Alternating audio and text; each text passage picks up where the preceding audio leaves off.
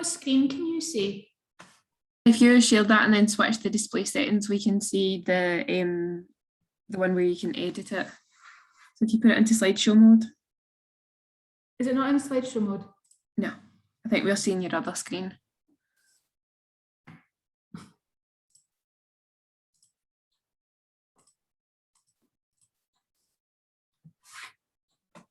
Is it display settings?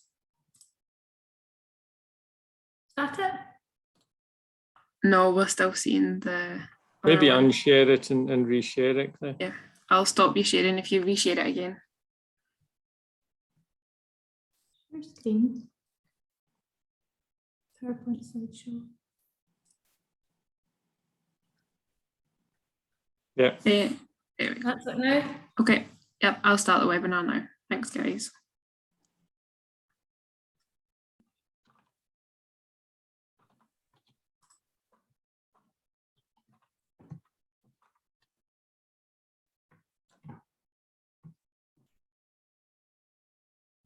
Can't see if people are joining. Can you see if people are joining? Yep. Yeah, people are coming in. Sorry, I can't see it on the screen. Hi, everyone. Welcome to this OWGP Development Grants Briefing webinar. My name is Claire Canning. I'm one of the programme managers, and I am responsible for the grant funding side of the programme in terms of developing and delivering the grant funding calls. On the line with me today, I've got Andy McDonald, who is our programme director, and he will be presenting some of the other business opportunities that we have available in addition to grant funding. And then also we have Tom Speedy on the line, who has recently joined the OWGP team and will be supporting with the grant funding programme. I just wanted to welcome everybody, and apologies for the delay to starting the webinar. We had some technical difficulties getting it all set up, but now we are good to go, and I'm confident that we will still finish on time at 3 o'clock. So without further ado, I will crack on. So the purpose of the call today is to give an overview of the development grant funding competition, the kind of aims of the competition, scope, and importantly how you can apply and do well within your application. We'll also give some an overview of some of the other opportunities that we've got available from our business transformation programme. Andy will go through those at the end. I'd also encourage you to do ask questions in the Q&A function, and we'll have time for questions at the end, and then we'll close the session.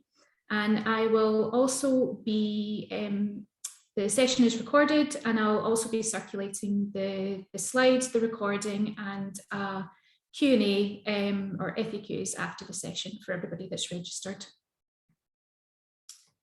So for anybody that's not aware or familiar with the programme, the OWGP was established a couple of years ago now following the offshore wind sector deal.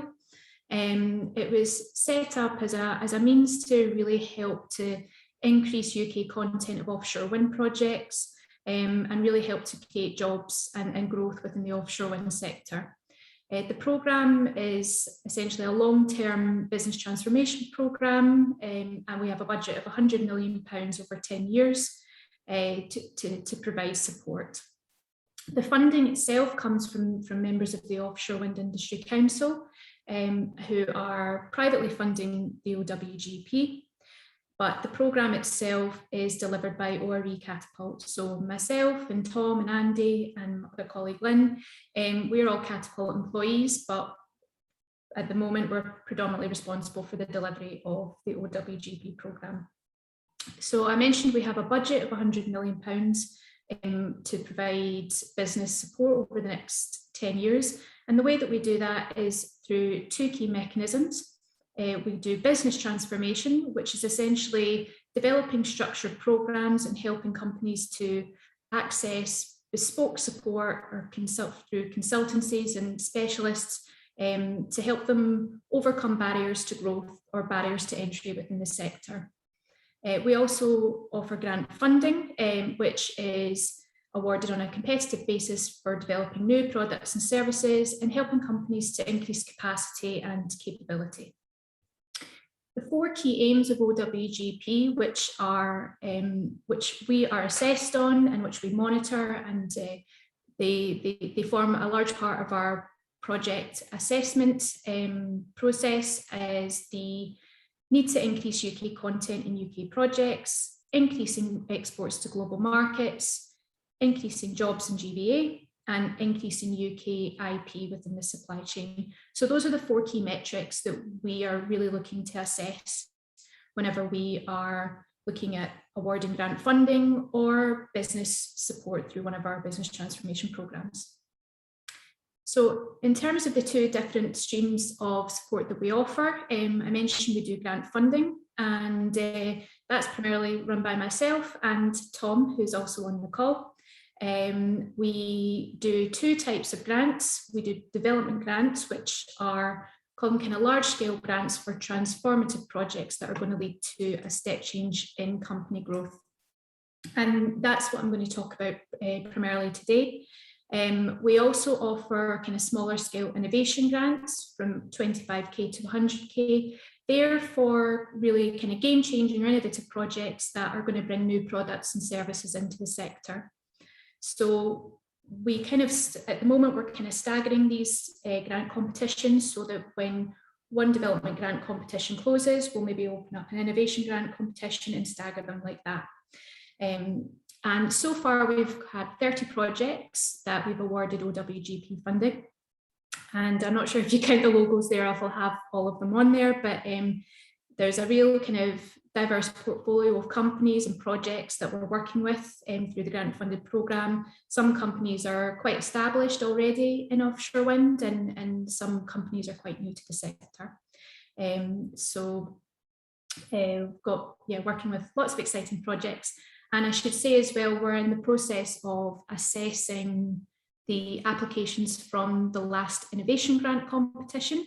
And we should be in a position to notify the winners of that competition at the end of this week. So we're really looking to expand the number of projects that we've got in our portfolio just now.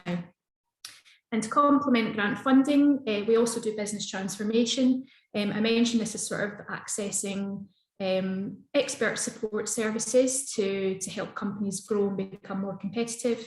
We do that through 2 key programs at the moment we've got on our portfolio. We've got the Wind Expert Support Toolkit. This is kind of like an entry-level support or foundation level support for companies looking for specialist advice. It can really help with market intelligence and business planning, and I think it's a really great starting point for companies that are looking to potentially transition into the sector but are not particularly familiar with the market. At the other end of the scale, we've got sharing and growth, which is a sort of advanced level support for ambitious supply chain companies that are already active in the sector, really looking at enhancing driving organisational improvements in leadership and driving operational efficiency. And Andy will talk more about these programmes and current opportunities that we have available. The West programme at the moment actually is supporting 71 companies by providing this bespoke consultancy support. And that's through the West pilot programme that we were running last year, the West 2021 programme that we've been running throughout this year, and also with the Northeast Business Growth Programme, the West programme. And Andy will cover those later on to distinguish the different programmes. And so we've just given an example of some of the companies that are working through West. And if you do have any specific questions on business transformation, my colleague Lynn and Matt are the key points of contact there, so I'll put their details on the screen. So just to go into the current development grant funding competition, this was launched on the 1st of December. The purpose of development grants is really to improve competitiveness and increase capability in offshore wind supply chain. As I mentioned before, it's really looking to fund projects that are going to help companies improve what they're doing in offshore wind, increase their capability, and really kind of enable a step change in their growth within the sector. Ultimately, as I mentioned, our 4 KPIs, our 4 aims of OWGP, we're looking to increase UK content, create UK jobs, develop UK-based IP, and export opportunities within the offshore wind sector. So projects through the development grant competition can cover both capital and operational costs. So for example, if your project is looking to invest in new equipment or new facilities that will enable you to be more productive or be more competitive, then that would still be in scope. Also, if you're looking to develop new products or services or implement new processes, then also those kind of projects ones are in scope as well. The total funding pot that we have available for this competition is 3.5 million, and eligible project costs are between £100,000 and £1 million. So that's the level of grant that can be awarded through this programme. And typically we're looking at project durations of between 9 months and 24 months duration, but we can be flexible on that if projects are slightly longer or less. So in terms of the scope, I like to think the development grants are fairly open scope competitions. It's just focused purely on developing or enabling growth within offshore wind. So the scope areas are, as I mentioned before, if you're looking to invest in new equipment or facilities, that's going to help you increase your capability. If you're looking to develop or implement new operational processes, that will help you be more competitive in UK and global markets as well. Obviously exports are a big part of what we do. Also, if you're looking to invest in new technologies or products, services, these areas would also be in scope, but it's important to note that any sort of technology development type projects should be near to market or ready for commercialisation. So we're not looking to fund anything that's too early stage or concept level, because we're looking to generate impact in the short term. If you think about the OWGP sort of set up over kind of 10 years, we've got to deliver impact, we've got KPIs within that period that we need to meet. And so we're really looking to generate impact in terms of job creation and company growth, essentially in the sort of short to medium term. And also any other activity that's going to help to grow your business and help to increase UK jobs. The competition essentially will support companies that have transformative plans to elevate their growth in the sector. So it's really focused on ambitious companies, whether you're already in the sector, whether you're looking to transition into the sector, if you've got a solution or a service or a technology or whatever it is that's applicable for offshore wind and you're looking to grow, then this is a suitable competition. In terms of eligibility, it's pretty wide eligibility criteria, I would say.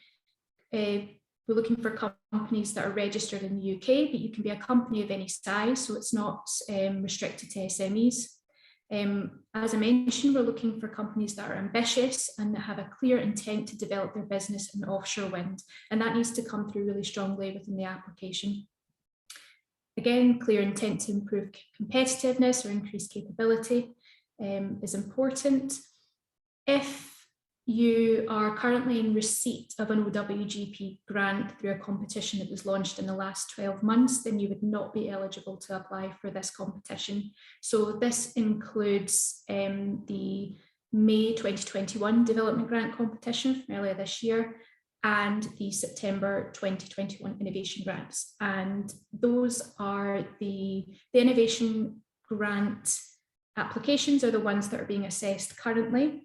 And you'll be, if you have submitted into that call and you're looking to, you're waiting to hear the award decision, you'll find out at the end of this week. So you'll know before the deadline of this call if you've been successful or not. Applicants that are resubmitting a proposal from a previous OWGP funding competition, you only resubmit once, and you have to take into account the kind of feedback and guidance that was given from your previous proposal. Also looking for companies to demonstrate either an existing capability in offshore wind, or that you're well suited to delivery in offshore wind, that the application, what you're doing, is credible. Obviously, a clear intent to grow the business in terms of our 4 KPI areas. And we're also looking for companies to provide a matched contribution to the total project costs. So this is important. As I mentioned, the grants are available between £100,000 and £1 million. We're expecting applicants to contribute at least 50% of the total project budget. So, for example, if you have a £1 million project, this could be made up of £500,000 OWGP grant, £250,000 of cash investment from the company, and £250,000 in-kind contribution. So, and by in-kind contribution, we mean, you know, your time spent on the project, in-kind labour costs, and that kind of thing. But if you have any questions about matched contribution, then don't hesitate to get in touch, or if you've got a question after the webinar. If you're the lead applicant, then you can make only one submission to this funding call. And it's very important that you're able to demonstrate how this project would not take place without OWGP support. So what's the additionality of the OWGP grant? Why would it not take place why is OWGP support important? Also important is you cannot submit a funding application for a project that is either already underway or is anticipated to start before the award decision. So you can't then claim for money spent in a project that has already taken place before the official project kickoff. Okay, so in terms of the project team, in addition to the lead organisation or the applicant who needs to be a UK registered company, we actively encourage collaborative projects, so do include other organisations as part of the wider project team, if and where this is appropriate. So this could include, you know, other UK companies, universities, academic institutions, research technology organisations, that includes catapults. If you are looking for suitable project partners to support your project, then do get in touch. We might be able to find appropriate companies for you to approach or make introductions. We can also direct you to the appropriate representative within your regional offshore wind cluster who might be able to refer you to suitable partners. We may consider overseas delivery partners if there's a particular capability that doesn't currently exist in the UK, but this should be very sort of clearly justified in your application, the rationale for this. Obviously, we're looking to really demonstrate impact and benefits of these projects within the UK and support UK businesses. So if you are looking to involve any overseas subcontractors or partners or suppliers within your project, then you need to provide clear justification for this. Also important to note that OWGP will only contract with the lead applicant and allocate grant payments to the lead applicant. So if this is a collaborative project, all project partners would be kind of classed as subcontractors to the lead organisation, and it would be up to the lead organisation to manage the contractual arrangements with the subcontractors and the defrayment of payments. In terms of how to apply, so the development grants competition is a two-stage application process. This really enables us to manage the volume of applications. The development grant competitions are always oversubscribed. They're very popular. I think it's because they're relatively open scope and pretty much anybody, if you're working in offshore wind, can apply. So it's a very competitive call. And by kind of staggering the application process, it allows us to manage the volume of applications and determine eligibility earlier in the process. Also enables us to be quite agile and notify applicants as early as possible if they've been unsuccessful or if you've been selected to move on to the next stage. Also enables us to identify the most appropriate assessors with the right technical expertise to bring into the next stage of the application process if needed. Only successful stage 1 applicants will be invited to submit a stage 2 application, which is a sort of full business plan for your project. The deadline for the first stage is Friday the 14th of January at 5 o'clock. So we've kept it a little bit longer than we normally would. Obviously it's the Christmas break. So Friday the 14th is the deadline, 5 o'clock. Applications will not be accepted after 5 o'clock. The OWGP will review all stage 1 applications and will notify all applicants by the 18th of, I think that's wrong. It should be 18th of February, 18th of February of the decision.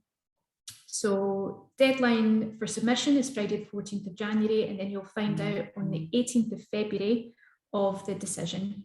We will try to provide as much feedback as we can wherever possible, but depending on how popular the competition is and if we have lots and lots of people to get back to, we sometimes struggle to provide feedback. At this time, successful stage 1 applicants will receive a template for your stage 2 business plan that we ask you to complete and submit this by Friday, the 1st of April. So generally you have kind of 6 to 8 weeks to complete the stage 2 business plan. And I follow up with every company individually to make sure you're happy with what you've to submit for the stage 2. So only stage 1 applicants, if you're successful, will continue on with the funding application process. In terms of how to apply, so we're now doing all of our funding applications on through Microsoft Forms. This helps from our end in terms of capturing the capturing answers and analysing and generally just data capture, but I appreciate it's not always easy for the applicant. So we recommend that you download our scope and guidance document before starting the form. It basically provides you every single question and advises whether it's a sort of text box or a numerical or a drop-down response that's needed. At the moment, you're not able to save your application and go back to it. So we strongly recommend that you draft responses to the questions that you can find within the scope and guidance document and then copy these onto your web form when you're ready for the submission. You'll be able to save a PDF copy of your response after the submission, and you'll be automatically notified when we receive this. As I mentioned, the stage 1 application, it's a sort of a mix of text responses, numerical responses and drop down. It's not particularly onerous. I've kind of changed it up slightly for those that have applied to development grant before. It's slightly different. The questions and the word count and the assessment criteria ever so slightly different, but it's all very clearly laid out within the scope document.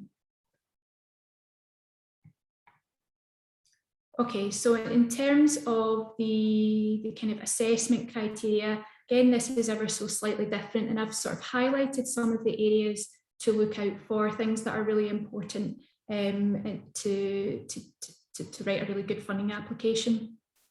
So it's split into 6 sections. The first section is just basic company information, contact details if it's not assessed. But then for section 2, we're really looking to understand your company background and the relevance to this particular call. So applicants have to either demonstrate relevant experience or be well suited to delivering the offshore wind sector. And we're really looking to see that ambition for growth as well. The next section is really looking about seeing if the applicant understands the clear challenge or market opportunity the area of market that they're looking to tap into. So applicant has to show a clear understanding of the challenge that they're looking to solve with the funding. This will really help us to determine the motivation for the project. So why is this really compelling? What's the business need? What's the market opportunity? What's the challenge? And how will this funding actually help address this challenge? The applicant should consider how the market is developing and ensure the project is a suitable solution to underpin growth. So, it's really quite important. It really helps us to ensure that the company understands the market and where possible provides justification evidence and quantifies the addressable market. In terms of project suitability and approach to delivery, so section 4, we're really looking for the applicant to clearly describe what the project is going to do. So I think that this is really key. You know, break the project down into key work packages, into tasks where possible. Tell us what the project is looking to do, what the outcomes are going to be, and how does this address, or how is it well suited to the challenge or opportunity that you've identified earlier on in the application. The applicant should clearly describe how they will ensure the effective project delivery and how they're going to achieve the output. So very much this section is, what is the project going to do? How are you going to deliver this project effectively? What's the approach to delivery and to project management? And how are you going to achieve the outputs? Very important in here as well to consider risks. So what are the key project risks and how will you mitigate them? In terms of the finances, this is primarily a numerical section, I think. You need to provide a breakdown of the finances of the project across different budget lines, so labour costs, material costs, subcontracting costs, travel costs. And there's an opportunity to provide a justification and explanation of these costs as well. So very important to think about your project finances and how to justify how these are broken down. So if you are using different subcontractors, why are you using these subcontractors? What's the rationale behind that? If you're purchasing equipment or materials, what's the explanation behind the costs?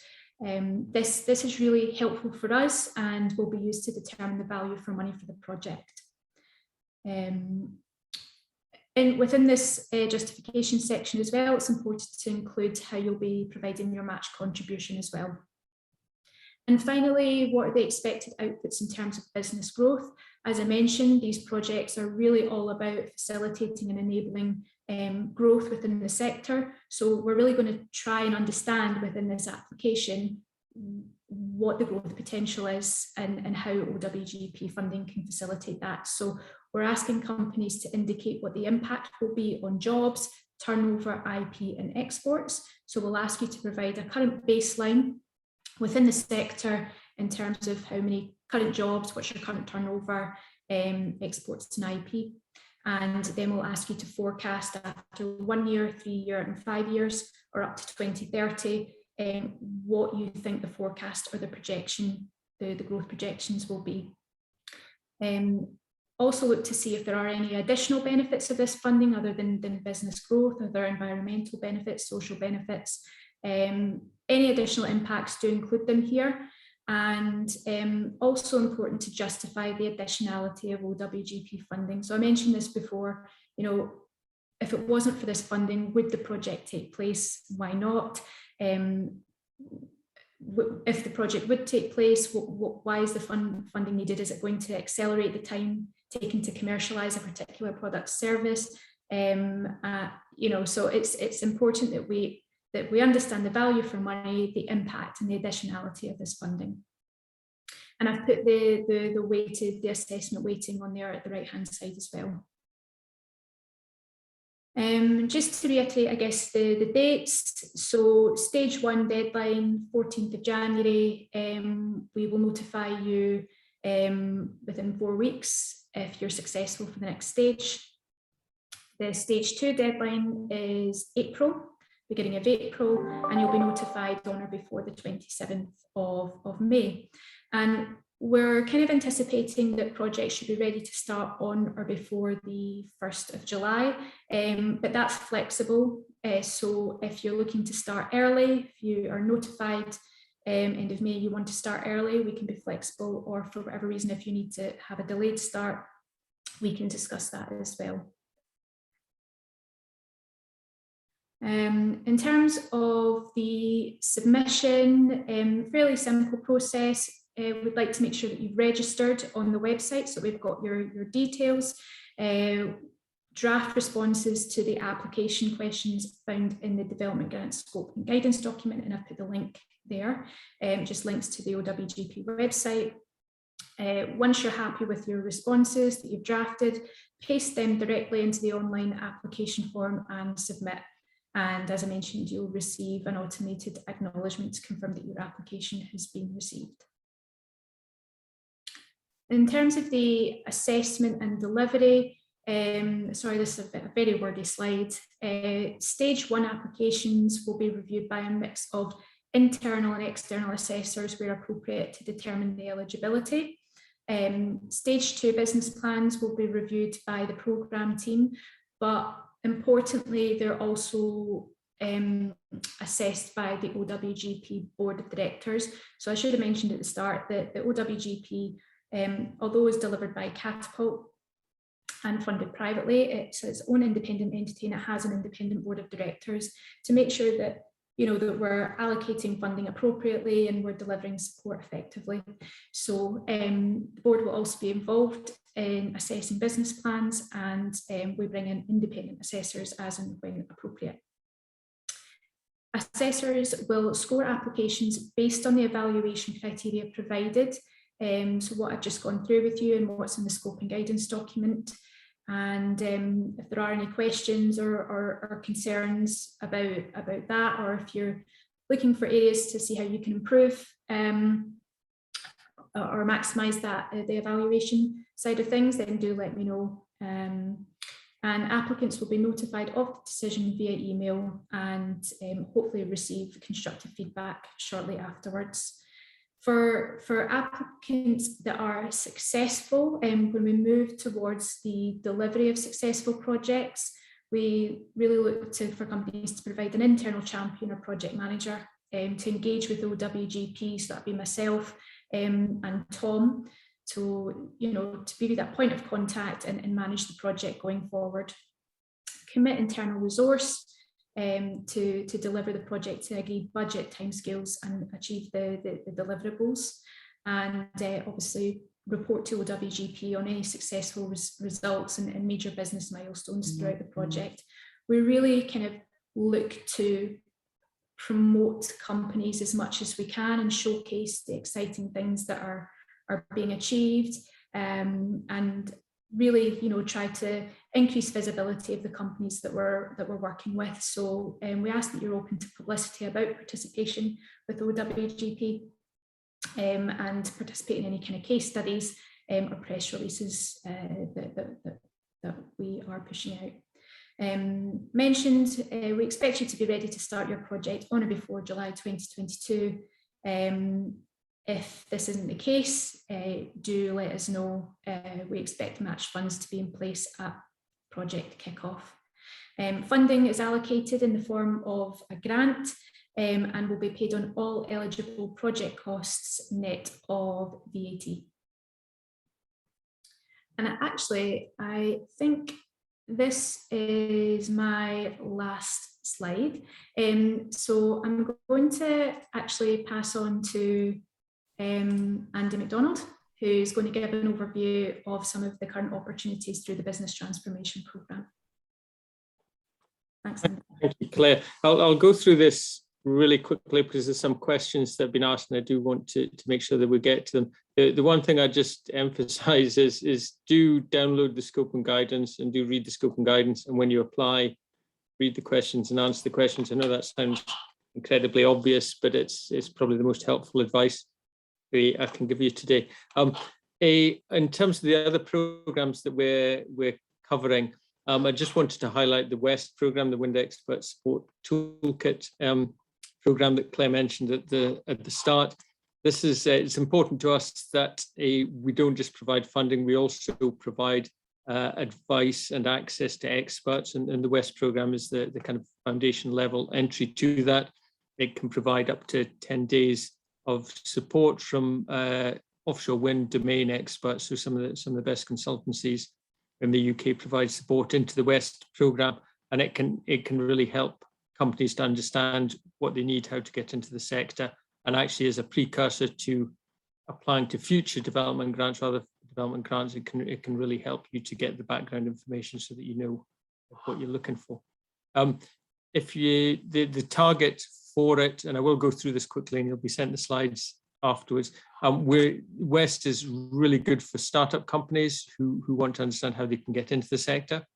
It's also good for companies from other sectors, established companies from other sectors who don't know enough about the offshore wind sector and want to understand if it is for them or not. And it could be as part of a decision-making process as to whether to enter the sector or not. But it's also good for more established companies who want to spend a bit of time looking at their strategy and how they can grow both in the UK and internationally. I won't spend long on the application other than to say the application is the website. It's a fairly straightforward Microsoft Forms website. If the WEST program is assessed on a rolling basis, so we have 2-month cutoffs when we assess the calls, and the next cutoff date is the 24th December for projects to start on the 7th of February. So if you fancy a bit in between your Christmas shopping, then now's the time to apply. It's not a particularly difficult application to fill in.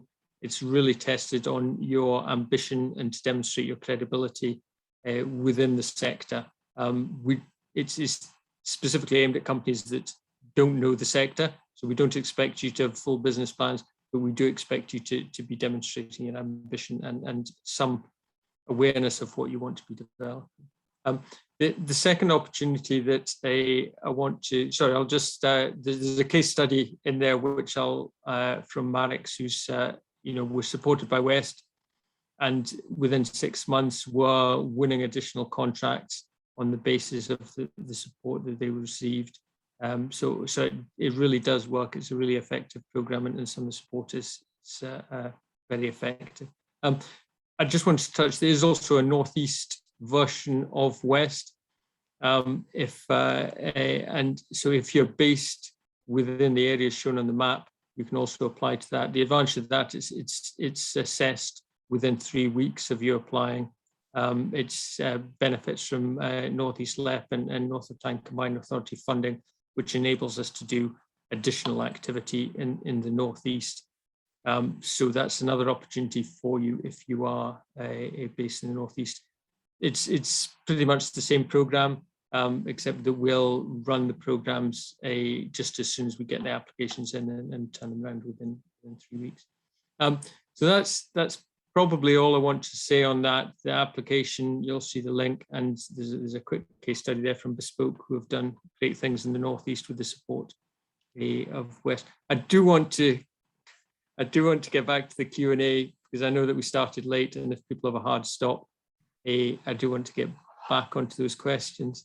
So I apologize for speeding through that, but you will get sent the slide pack, and do have a think about the WEST program, because it can help you with future applications as well.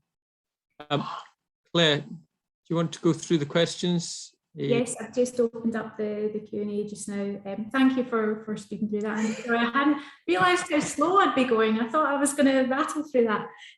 My apologies. So I've got some questions here.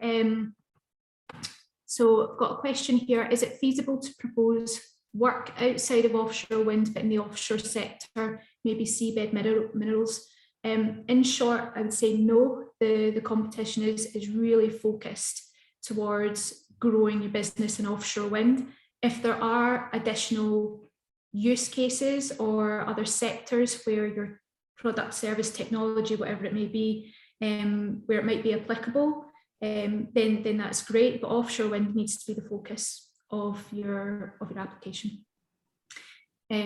When you say near to market, what TRL level is that? So we're not focusing on a particular technology readiness level, because we're not looking specifically at technology. It can be anything really that provides solution to the offshore wind sector. So by near to market, I mean something that's ready to commercialise, something that you're ready to sell into the offshore wind sector.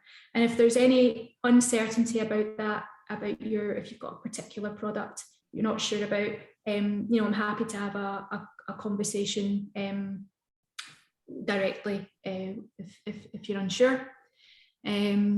Would the scope of the fund include co-location opportunities for projects such as additionality, demonstrate a positive impact on biodiversity? I actually I'm not sure I fully understand the question, but again, I would stress that the project will need to focus on offshore wind and help your business to grow within offshore wind. So it needs to be developing something that you can supply into the offshore wind sector.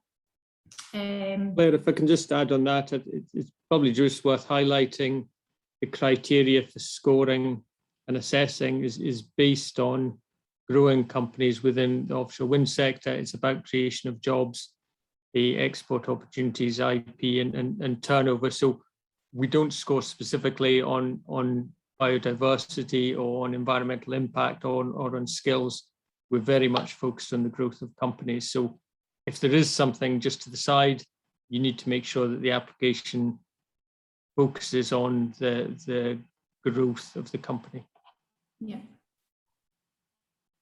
Can partnership projects be submitted, and can the in-kind cash contribution be split across those partners? So yes, projects can be collaborative. The in-kind contribution it can be split across different project partners. That's fine. However, it's important to note that we will only be contracting directly with the lead applicant. So we contract directly with the lead applicant, and then it's up to the applicant to manage that arrangement, contractual arrangement, with any other kind of project partners that would be classed as subcontractors to the project. Is there a limitation on level of subcontract within the project? So we haven't said that there is explicitly that there's a limitation on level of subcontracting, but it's more about providing the justification as to why the subcontract is needed, and what does it contribute to the project. So if the project is many subcontractors, we would question the value for money in that, and why are these subcontractors needed.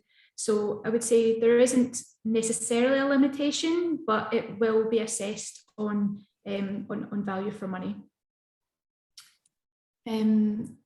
This is quite a long question. We can cover improving quality. That is both quality in the product itself, but also quality and efficiency in the manufacturing processes, and improving those systems so delivery offshore is right first time. To grow in offshore wind, we would need to expand our facilities. So it's quite a long question.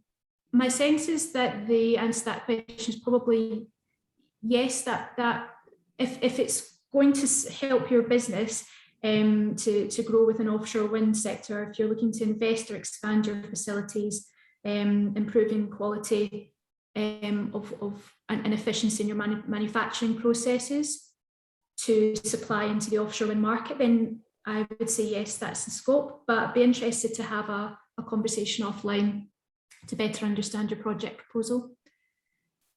Project plan. Oh, I'm just looking. We've only got 1 minute left. Project plan, business plan. Was any supporting must be submitted for the stage 2. The stage 2 submission will be in the form of a business plan, and you'll receive a template to complete. So you'll be provided with that separately. You won't get it on the website, but if you're successful in the stage 1, then I will provide you with materials for stage 2. I'm conscious that we're sort of out of time, but I'll go through if there are any other additional questions that I haven't answered. I'll make sure to do so, and I'll circulate the Q&A along with the webinar recording and the slides afterwards. And if there are any follow-up questions, please get in touch with me directly. I'm around some of next week before the holidays, so delighted to have a chat, any potential project proposals. So with that, I guess I'll close the session. Thank you so much to everybody for joining this afternoon. And again, apologies for the late start. And apologies for rushing through the end. Thank you so much, Andy, for going through the business transformation programs. If you do have any questions on those, my colleague Lynn is the best person to contact, and I can make an introduction.